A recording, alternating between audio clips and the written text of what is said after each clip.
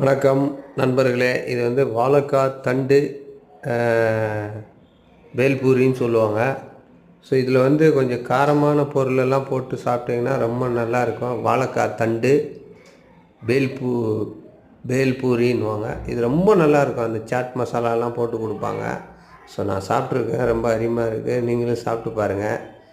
அவிச்சி சாப்பிட்றதோட அதில் கொஞ்சம் காரம்லாம் போட்டு சாப்பிட்டிங்கன்னா அருமையாக இருக்கும். க்ளீனாக வெட்டி ரொம்ப அற்புதமாக நல்ல டேஸ்ட் எல்லாம் போட்டு நல்ல காரம் ஸ்வீட்டு அப்புறம் அதில் மிக்சரு வெங்காயம் இதெல்லாம் போட்டு தருவாப்புல. எவ்வளோ க்ளீனாக ரெடி பண்ணுறாரு பாருங்கள்.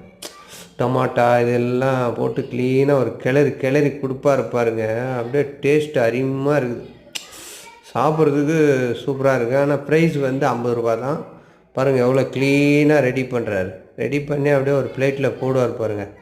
சும்மா சாப்பிட்றதுக்கு டேஸ்ட்டு சூப்பராக இருக்குது. ஸோ நீங்களும் வந்தால் வாங்கி சாப்பிடுங்க. ரொம்ப அருமையாக இருக்குது.